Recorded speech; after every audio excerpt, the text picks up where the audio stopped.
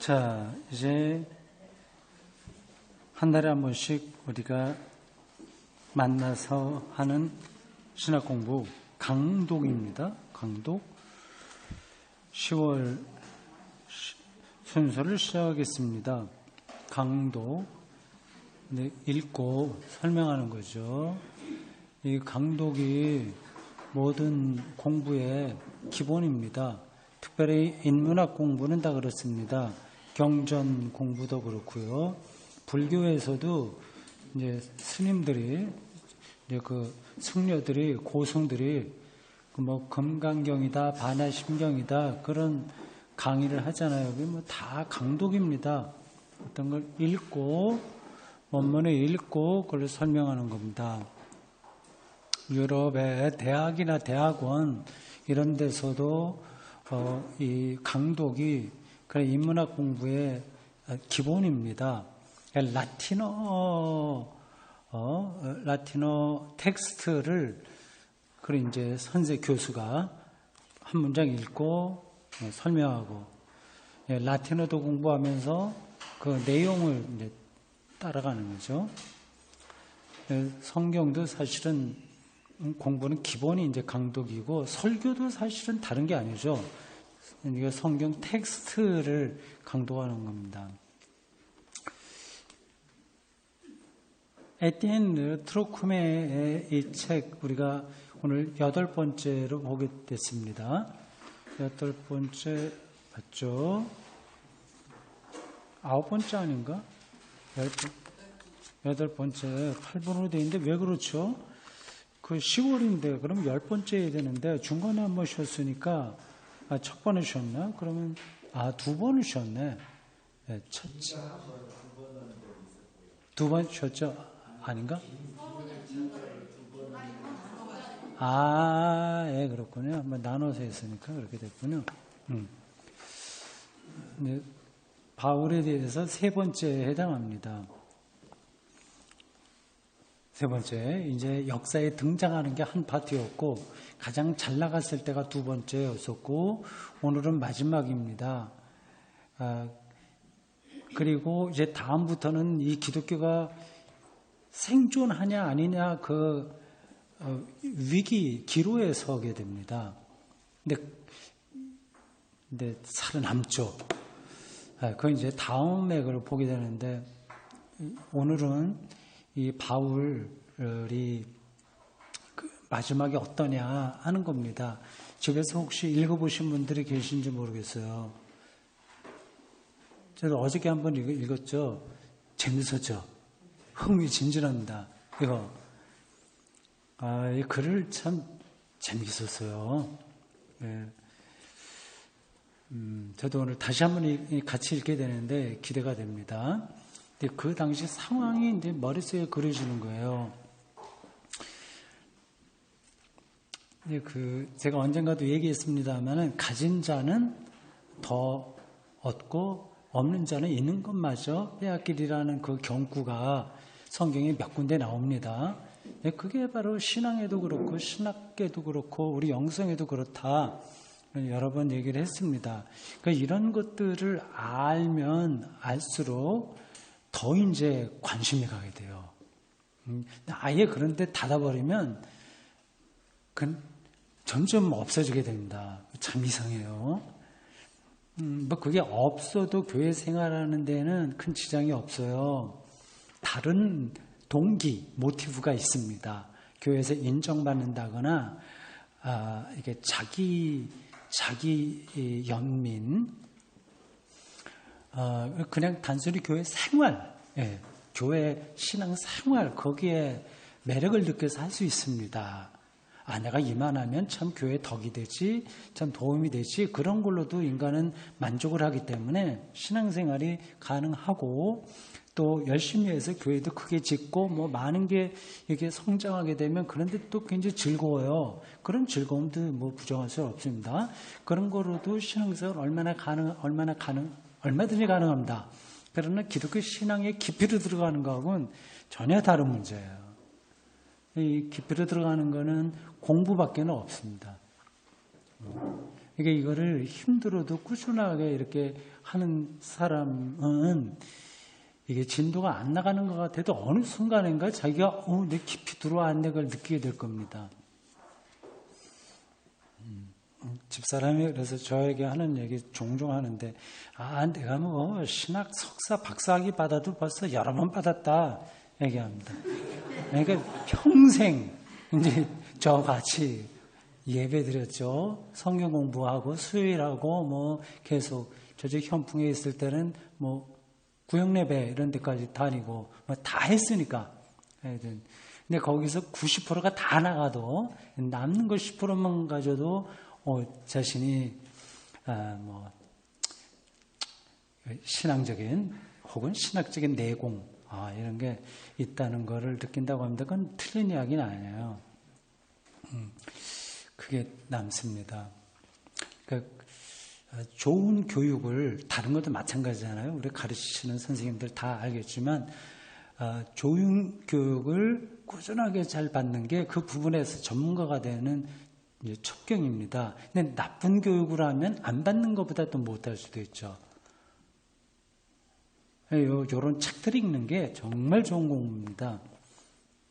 재밌어서 제가 어저께 밤에 제가 뭐 어저께 밤에 처음에 읽은 건 아니에요. 제가 이 책은 벌써 옛날에 다 읽은 건데 새롭게 어저께 읽으니까 아주 느낌이 좋아서 여러분들에게 이렇게 말씀드린 겁니다. 봅시다. 131쪽입니다. 안디옥의 다른 기독교 지도주들과의 관계를 끊은 이래, 안디옥이요.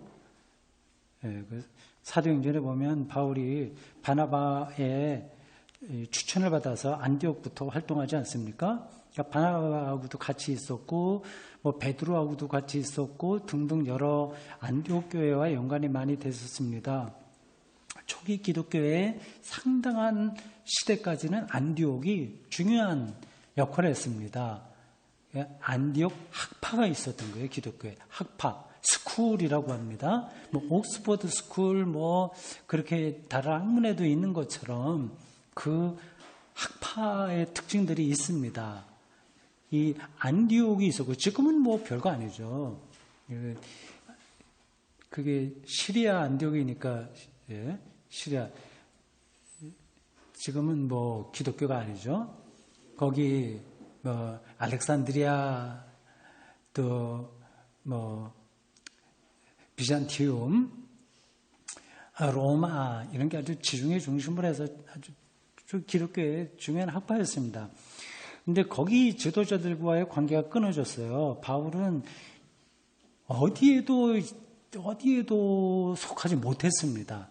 이 사람이 원래 이상해서 속하지 못한 게 아니라 자기의 생각이 너무 분명했던 거예요. 그걸 양보하지 않고 가지고 있으면서 주변에 다른 기독교가 처음부터 같은 색깔이 아니었습니다. 지금도 중구난방이잖아요. 기독교가. 같은 기독교 안에 있으면서도 이건 완전히 전혀 신앙이 다른 것처럼 느끼는 것처럼 초기 기독교도 그랬습니다.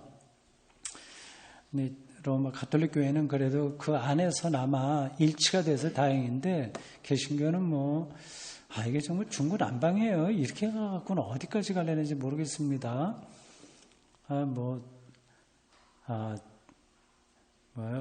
개천절에 그 광화문에서 어떤 목사 한기총 이런데요.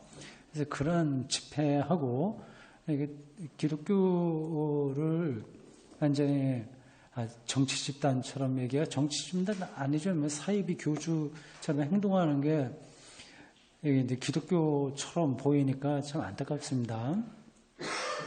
근데 가톨릭은 그런지 않아요. 그러니까 이러한 시대적인 상황에서도 유독히 개신교만 나가서 그래 창피를 당하는지 모르겠습니다. 물론 반정부적인 행동을 하는 게 자체가 잘못된다는 게 아니라 그 방향, 그 태도, 뭐 그런 것들이 너무 이제 수준이 안 되는 거죠. 불교나 가톨릭은 그렇지 않은데 왜 유독 우리만 중구난방으로 이렇게 하고 있을까 참 안타깝습니다. 근데 안디옥 지도자들하고도 좀 관계가 끊어졌어요. 바울이 그랬습니다. 그래서 바울은 압박 속에 살았다. 누가 압박을 많이 했다는 것만이 아니라 그게 아니라 이제 힘들었다는 겁니다. 자체가. 이곳에서 저곳으로 뛰어다녀야 됐고 자신이 세운 교회 주변에서 교회는 많이 세웠습니다. 소아시아에도 세웠고 그리고 마게도니아, 아가야 이런 데 여러 군데 세웠습니다. 그 주변에서 벌어지는 틈새를 막기 위해서 왜 틈새냐? 자기가 교회를 세워놓으면 예루살렘에 있는 지도자들이 와서 그거 아니야 그렇게 하면 안 돼 뭐 이렇게 하니까 자꾸만 이게 불안해지는 거예요.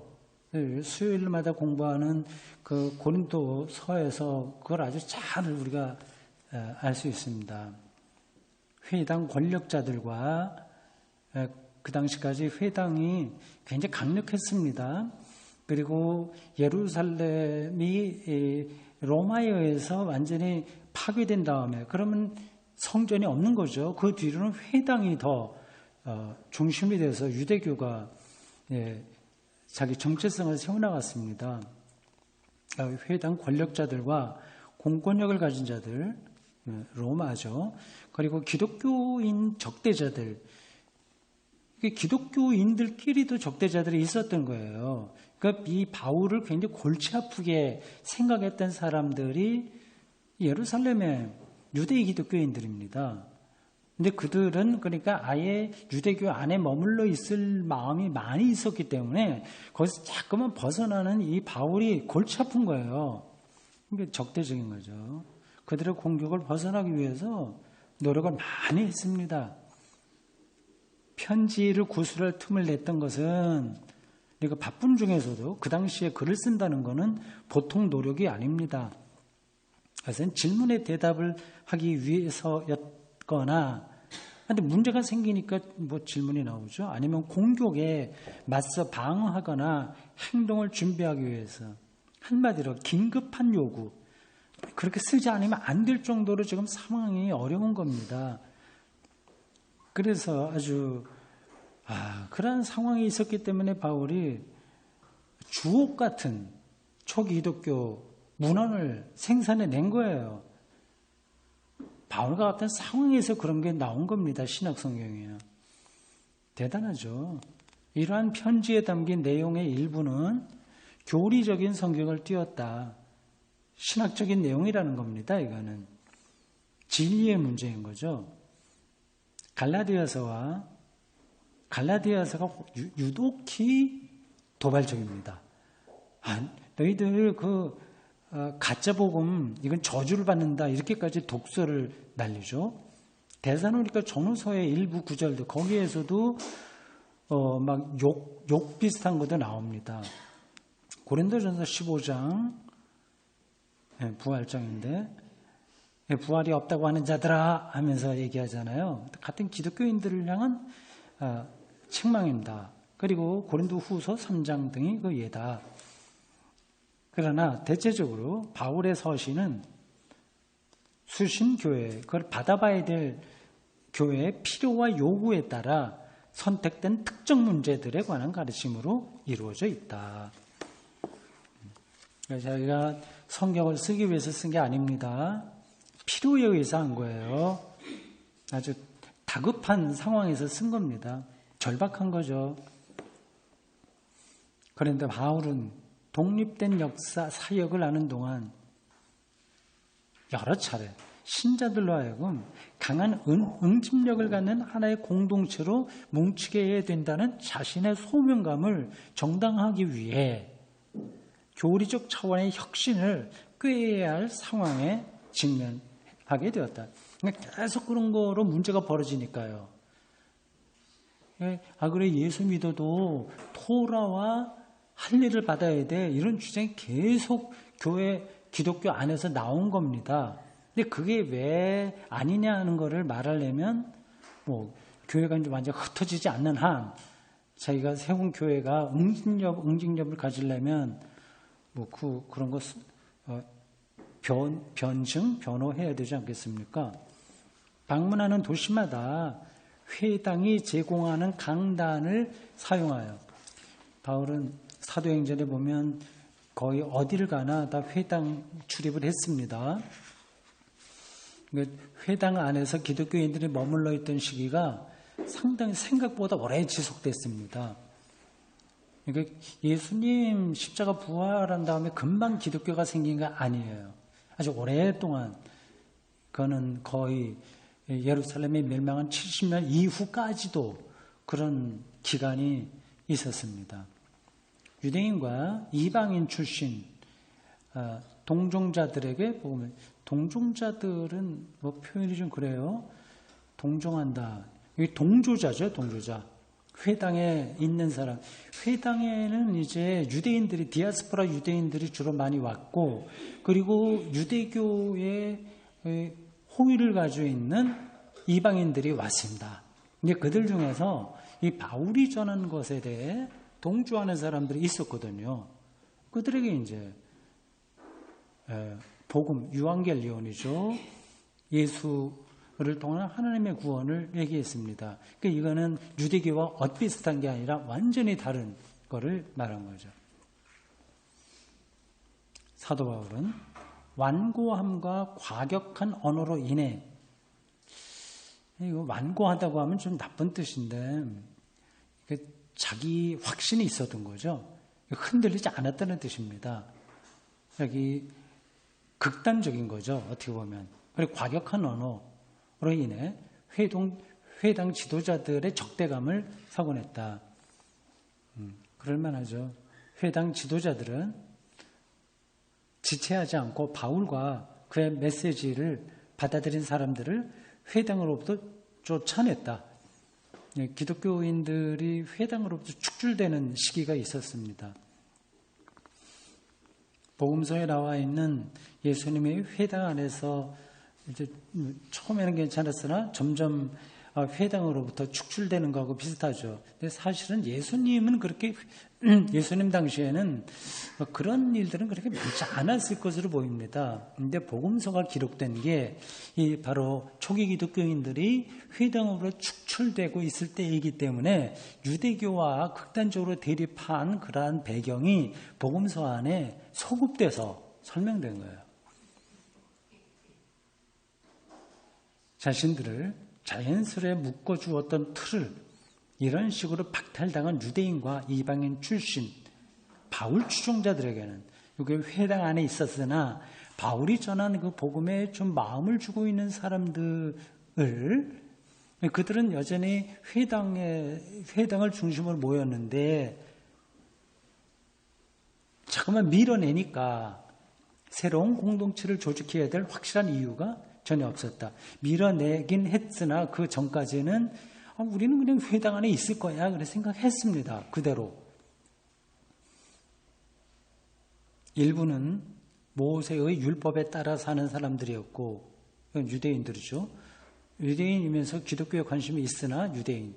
다른 일부는 특정 계명만을 인정하는 사람들이었으며, 그거는 어떤 거를 가리키는지 제가 확실하게 모르겠습니다.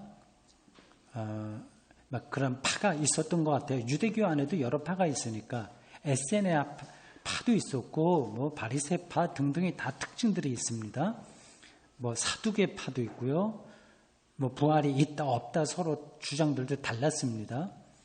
또 다른 이들은 전혀 다른 데서 삶의 기준을 찾는 사람들이었다. 이건 이방인들이죠. 기독교를 당시 로마 제국 내에 널리 퍼져 있던 비교, 약간 비교, 미르 종교 비슷한 것, 약간 비밀스럽고 신비적인 뭐 성찬식 한다 뭐 이런 것들이 교회 밖에 있는 사람들에게는 약간 좀 신비스럽지만 좀 이상한 것 같아. 뭐 요 정도로 보죠. 매우 유사한 자유로운 성례 정도로 변질시키는 성례. 번역이 좀 그런데 대충 들으십시오. 이런 분산의 위험에 직면하여 점점 이제 상황이 나빠지는 거예요. 바울은 모든 신도들을 포괄하는 공동체를 구성하라는 자신의 권고를 교리화해야 됐다. 처음에는 기독교 교리가 없었습니다. 도시마다 직면하게 된 이러한 필요성으로부터 점차적으로 일종의, 조금 어려운 표현이에요, 고등 교리문답이 탄생했다. 교리문답, 카테이즘이라고 합니다. 전문 용어로 카테이즘. 고등이라고 했는데 뭐 그럼 저등도 있단 말이냐? 그런 거죠. 고등. 하이가 돼. 하이 카테이즘. 그러니까 굉장히 중요한 것들을 다루는 교리문답인 것 같습니다. 이게 세례 받을 때 하는 게 기본적으로 카테이즘이에요. 교리문답입니다. 뭐 하나님은 삼위일체 뭐 등등등등 나오고, 하나님이 인간을 왜 만들으셨느냐 이렇게 물어보면 하나님께 영광을 돌리기 위해서 만들었습니다. 뭐 이러한 것들입니다. 그런 것들이 이제 바울에 의해서 만들어졌다는 겁니다.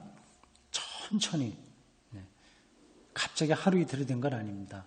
이 교리문답 카테이즘은 신앙의 기본 조항들, 그러니까 창조주, 율법, 제정자, 섭리자, 심판자이신 하나님, 경건치 못한 자들의 죄를 위해 죽고 새 생명을 주기 위해 부활하신 하나님의 아들 그리스도 등등등등, 신자들에게 주는 모든 은사의 근원인 성령에 대해서는 간단히 암시하는 것으로 만족하고 두 개의 주요 사상에 초점을 맞추었다. 하나는 모든 신자들에게 값없이 앞당겨 주어지는 죄사함이고, 이런 것들이 신약 성경에 많이 나오죠. 특별히 바울 편지에 많이 나옵니다. 죄사함. 다른 하나는 개개인으로 하여금 집단 안에서 성령의 역사에 힘입어 효과적으로 하나님의 뜻에 복종할 수 있게 하는 공동체 생활의 필요성이다. 죄사함과 공동체 생활, 교회 생활입니다. 이렇게 하지 않으면 이제 신자들이 다 흩어지니까, 뭐 그때 뭐 딱 어떤 사람을 끊어서 신자라고 할 수 있는 건 아니지만, 회당에 느슨하게 묶여 있으나 복음을 받아들임으로써 점점 회당으로부터 밀려나는 사람들, 갈 곳 없는 그들을 이 중요한 이 두 가지 이 범주, 이걸로 묶어낼 수 있었다는 겁니다. 이리하여 공동체 구성은 죄 사함을 받아들인 개인들이 반드시 해야만 하는 일로 제시되었다. 그런 얘기가 많이 나오잖아요. 뭐 속량, 뭐 거듭남, 이게 다 죄 사함과 연관되는 겁니다. 세례도 그렇고요. 회당과의 단절로 인해 방향을 잃은, 이제 우리가 공부를 해서 대충 그 당시 상황을 이해합니다. 회당과의 단절, 이게 기독교가 발생하게 된 이제 중요한 역사적 계기입니다. 회당 안에 그대로 머물러 있었으면 그러면 기독교가 생기지 않았죠. 단절로 인해 방향을 잃은, 그리고 자신들 사이에 존재하는 엄청난 다양성으로 인해, 왜 다양성이냐? 그 안에는 유대인들도 있었고 이방인도 있었고 뭐 두루두루 생각이 다른 여러 사람들이 있었던 거예요. 이걸 하나로 묶어내기 좀 힘들었습니다. 다양성으로 인해 새로운 집단을 형성할 마음이 거의 없던 회심자. 회심자는 이제 예수를 믿겠다고 한 사람들이에요. 근데 이 구심점이 없었습니다. 이들에게 이러한 사상을 설명함으로써 바울은 자신이 지나간 곳에서는 어디든 존속, 성장하기 위해 더 이상 회당이라는 틀을 필요로 하지 않는 결속력 강한 교회를 세우는데 성공했다.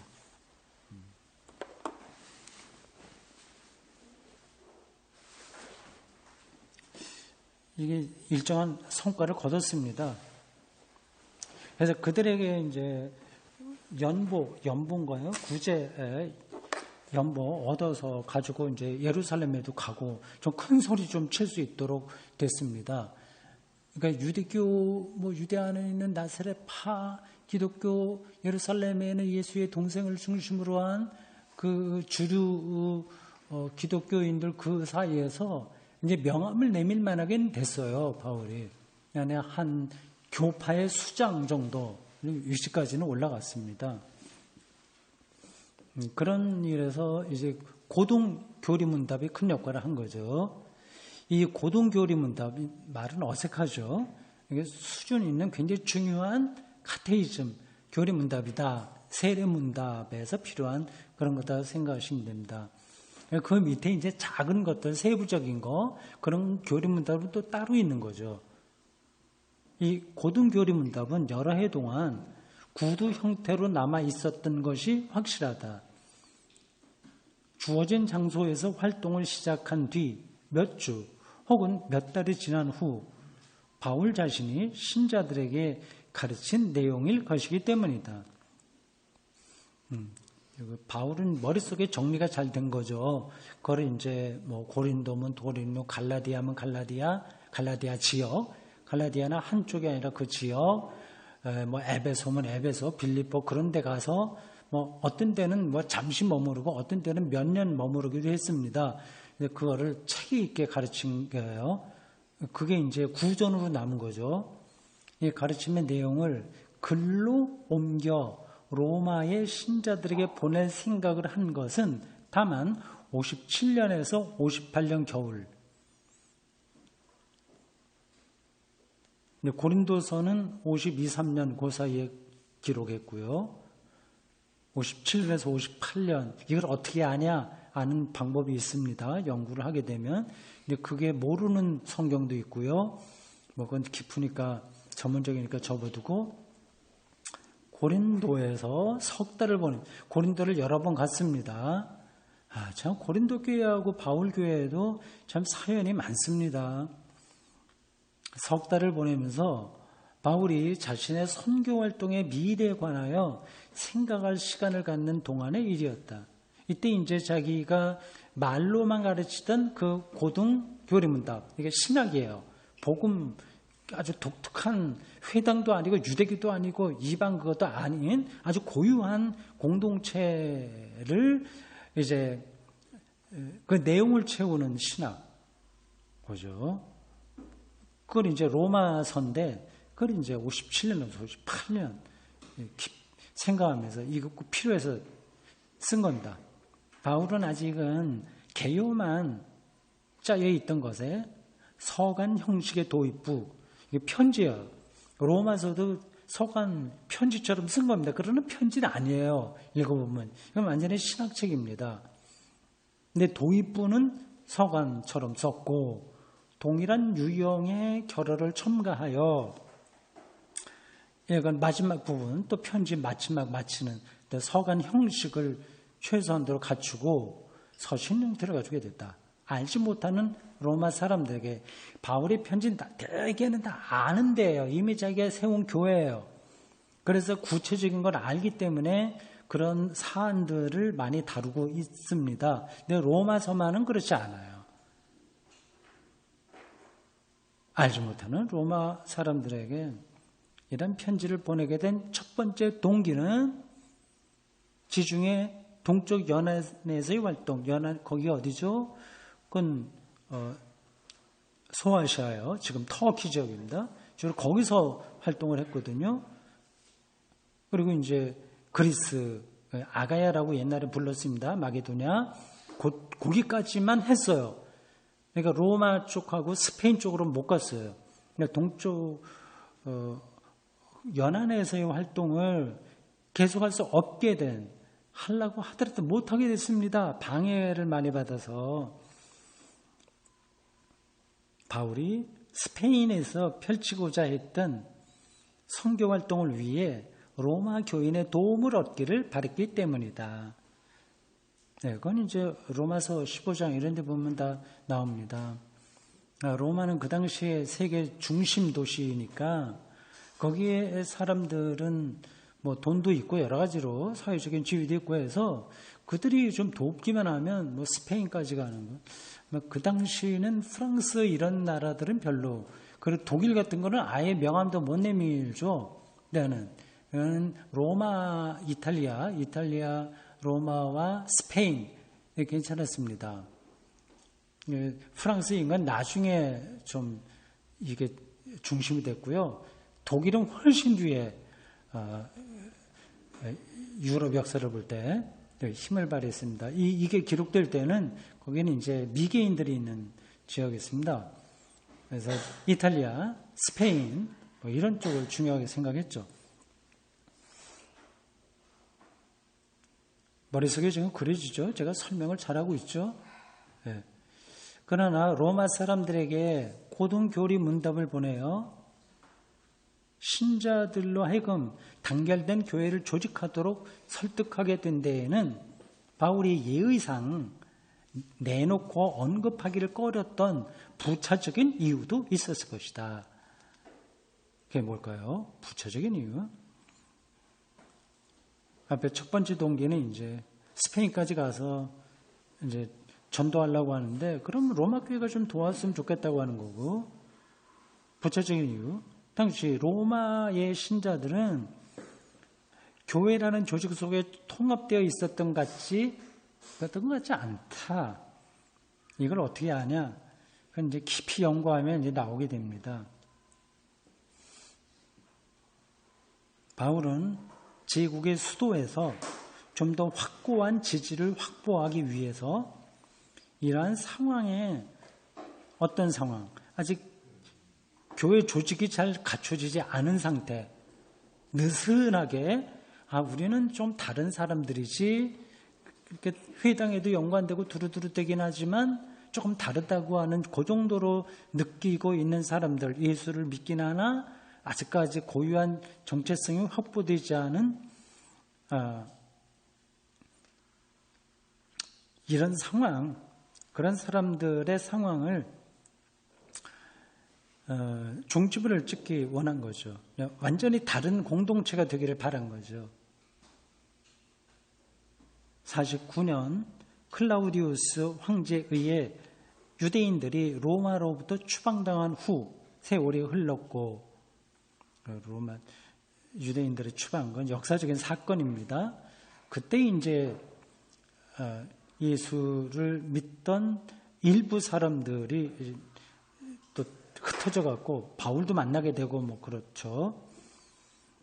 또 네로가 클라우디우스를 대신하여 황제의 지위를 차지하게 되자 수많은 유대인들이 로마로 돌아올 수 있게 되었다. 이들의 숫자는 수만을 헤아리게 되었는데, 매우 광범위한 주변 지역에 흩어져 있었으며 이들이 모이는 회당의 수가 수십을 헤아렸기 때문에 단일성을 찾기 어려웠다. 그러니까 회당, 유대교 회당도 여러 색깔이 있었다는 거죠. 뭐 그럴 수밖에 없습니다. 기독교 복음은 이제 그런 복잡한 회당 여러 색깔에 있는 그 사이에 지금 예수하고 연관된 일부 사람들이 걸쳐 있는 상황이에요. 그러니까 기독교 복음은 유대인 상인들에 의해 일찍 로마라는 수도로 유입되어 일부 회당과 가까운 집단 속에 머물러 있었던 것이 확실하다. 아마도 49년 이전에 이미 회당 내에 이루 말미암은 긴장 상태가 야기되었던 것으로 보인다. 각조 6번 보십시오. 네, 누군가 이거 프랑스 말에서 발음하기 힘든데 세통인가 사람의 클라우드라고 하는 책, 거기에 보면 로마의 유대인 사이에 있었던 분쟁에 관한 이야기가 나온다고 하네요. 어떤 책인지는 제가 모르겠습니다. 다시 말해 로마에는 회당과 밀접히 연결된 여러 개의 기독교인 모임이 여러 지역에 흩어져 있었을 것인데, 이들 모임 사이의 관계는 거의 존재하지 않았다. 그런가요? 서로 소통이 없었다는 겁니다. 각기 따로따로 이렇게 있었어요. 실제로 바울은 편지의 수신인을 늘 하던 방식대로, 재밌어요. 로마서를 얘기하는 겁니다. 로마에 있는 교회에게 라고 하지 않고 보통은 그렇게 하거든요. 어느 지역 편지를 쓸 때 고린도에 있는 어떻게 이렇게 하는데, 이 로마에 있는 교회 이렇게 하지 않고 하나님께서 사랑하시는 로마에 있는 모든 신도들에게로 하고 있으며 그렇게 단일하지 않은 거죠. 이미 당연하게 하나의 교회가 되어 있지 않았다는 겁니다. 그러니까 이런 표현만 갖고도 그런 것들을 찾아내요. 학자들이요. 하고 있으며 본래 서신의 포함 여부가 매우 의심스러운 16장을 제외하면 16장의 내용들이 조금 어색하다는 겁니다. 원래는 없었던 게 나중에 들어간 거 아니냐 이런 연구는 많이 되어 있습니다. 그건 당연하죠. 처음부터 완벽하게 모든 게 이렇게 필사되어 있는 게 아니라서 나중에 그런 것들이 좀 새롭게 편집되곤 했습니다.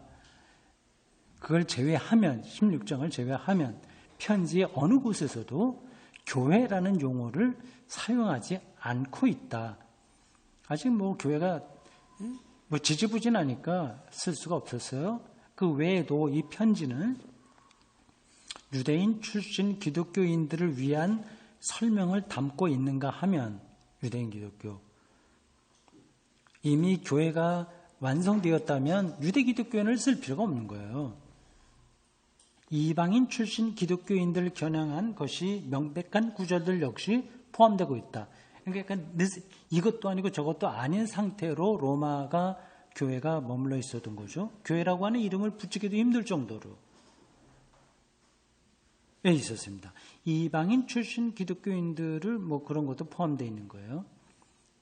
한 공동체 안에 이 두 그룹이 공존했다면 충돌이 있었을 텐데 이런 흔적이 없는 것으로 봐서 로마의 기독교인들은 아예 지역별로 나누어 흩어져 있었고 각 그룹이 가장 가까운 회당과 맺고 있던 관계에는 큰 차이가 있었으며 이들 그룹 사이에는 일시적인 관계밖에는 존재하지 않았다.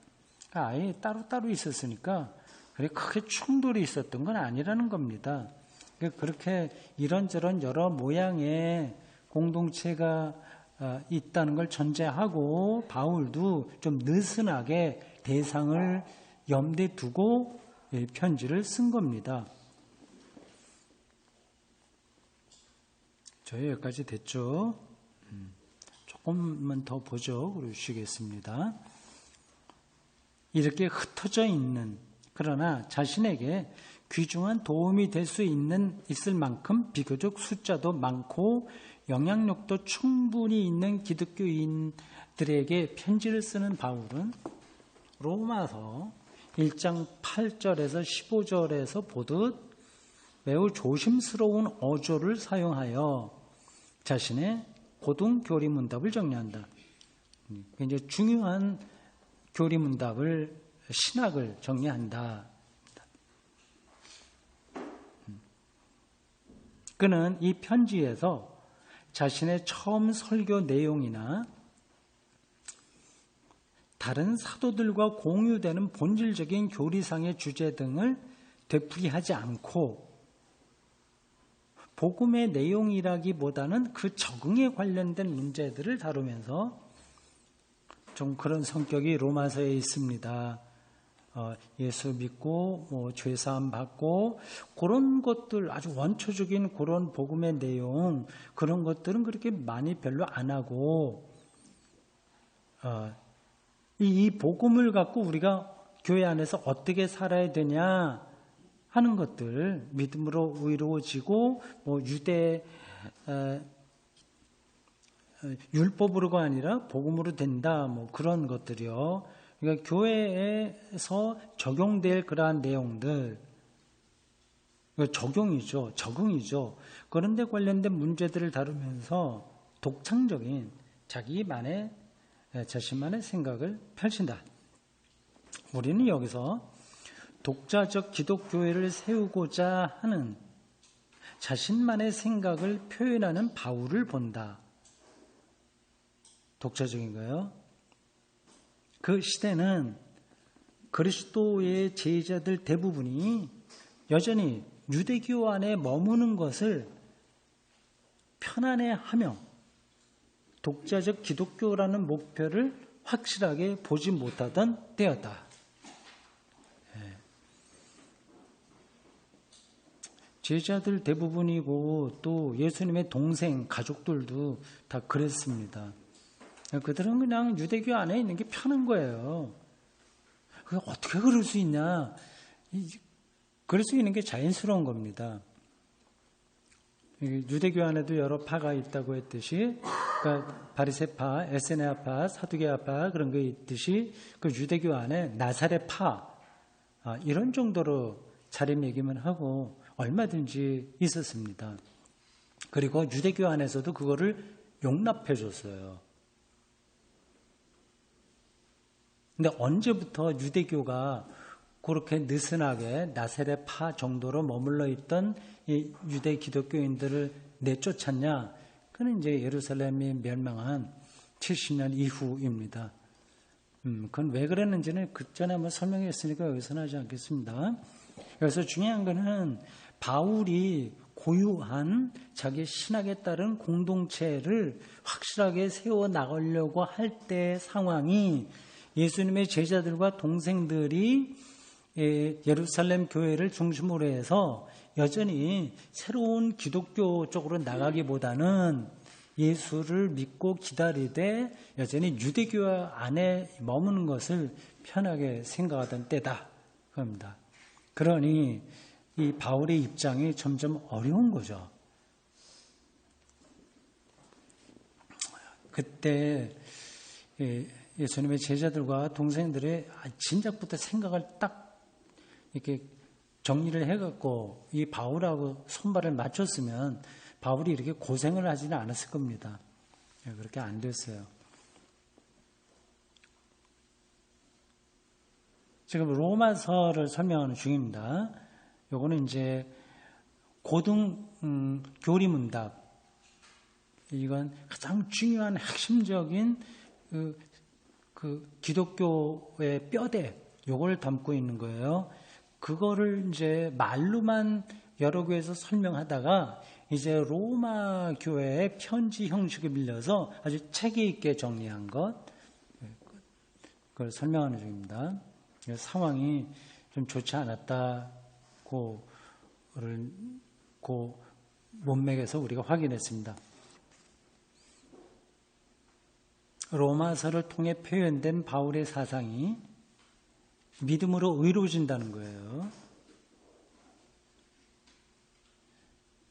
이건 바울의 신학입니다.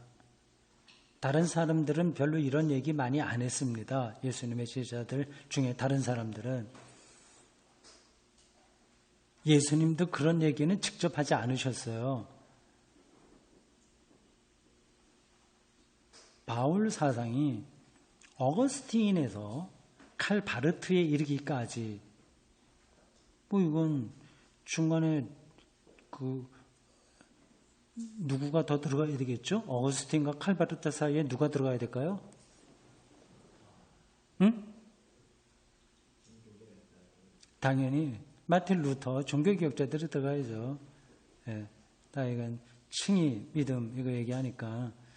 근데 이 저자가 그 종교개혁자 마틴 루터는 빼고 어거스틴에서 칼바르트로 넘어간 이유는 잘 모르겠어요. 그냥 글을 쓰다가 보니까 빠진 건지 특별한 의미가 있어서 그런지 모르지만 전체 흐름으로 볼 때 바울, 어거스틴, 마틴 루터 혹은 칼빈 같이 하면서 칼바르트까지 이게 같이 이어지는 신학의 스트림, 흐름입니다. 한국에서 이제 장로교 어떤 사람들은 합동측이 주로 많이 그렇게 하는데 이 칼바르트를 자유주의 신학자라고 이렇게 배척해요. 자기들이 개혁주의자라고 주장하면서 그런 것처럼 어처구니 없는 이야기가 없습니다. 칼바르트 신학은 칼빈 신학의 재현입니다. 바울, 어거스틴, 루터와 칼빈, 칼바르트 쭉 흘러가요. 이르기까지 차후에 기독교 사상에 미친 영향을 생각할 때 여기서 그 큰 줄기를 살펴볼 필요가 있다. 그러나 1세기와 2세기 기독교인들은 이 서신에 큰 주의를 기울이지 않았다는 사실을 상기할 필요가 있다. 참 역사의 신비 혹은 역설 그런 것들입니다. 지금 우리는 뭐 로마서 없으면 안 되는 거예요. 신약성경 없으면 안 돼요. 그러나 정말 우리의 믿음의 선조인 1세기, 2세기 기독교인들은 이거 신경 안 쓴 거예요. 별로 주의를 기울이지 않았습니다. 신약성경이 27권 이게 교회의 경전이 된 게 대충 어느 때쯤인지 그 상식적으로 다 아시죠? 대충 어느 때쯤이요? 경전이 된 게 이 27권 신약성경이 기독교회에 이게 성경이다. 캐논이 경전이라고 하는 겁니다. 그 결정된 게 아시잖아요. 그죠? 대충? 예? 예? 말해보세요. 그 평생 동안 공부한 거 보면은 완전히 신학 석사, 박사 받고도 남았다고 하는 사람 한번 얘기해봐요. 아니, 경전화된 때가 뭐? 겸손해서 그래요. 아는데 얘기 안 하는 겁니다. 397년 카르타고 종교회의 때 하는 거 했어요. 예상 외조고, 뭐 여러분들이 대충 알고 있긴 있지만, 아니, 처음부터 없었단 말이야. 신약성경이 그렇게 의외로 생각하실 겁니다. 없었어요. 397년에 결정했다니까.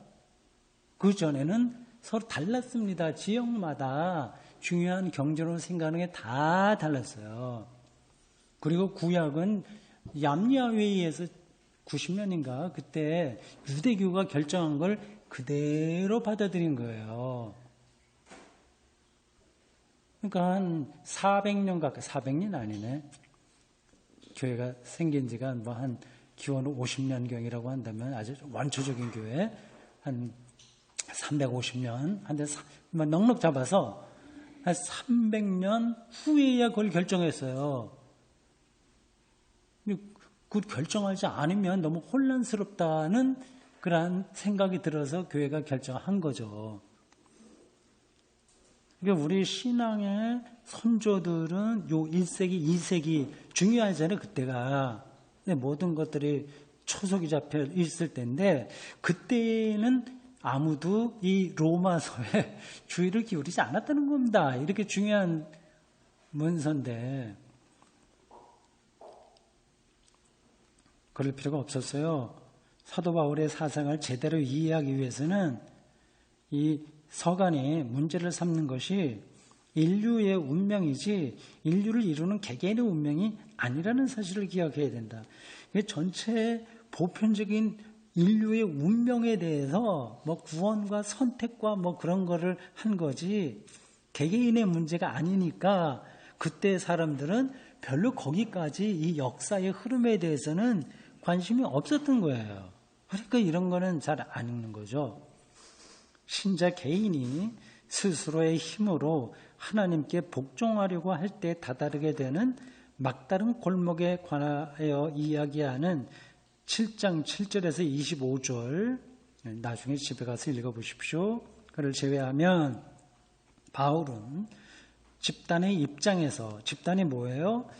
그 초기 기독교 바울이 생각하고 있는 그 사람들 입장에서 추론하고 인류 전체가 하나님 앞에서 어떤 태도를 취해야 하는지에 관해서 이야기한다. 굉장히 요즘 말로 하면 거시담론이야. 거시담론. 이게 이런 것들은 좀 생각이 있는 사람이 나야 마음에 와닿는 거예요. 대개는 아주 소소한 이야기 여기에 머물러 있습니다. 근데 뭐 지금 신자들도 마찬가지예요. 기도하고 뭐하고 복받고 뭐하고 우리 교회 어떻게 가고 그거 생각하지. 도대체 인류가 호모 에렉투스인 이 유인원의 후예인 우리가 이 생태계 이 지구 안에서 살아가는데 이 상황이 하나님과의 관계에서 어떠냐 이런 거 생각 안 하잖아요, 신자들이.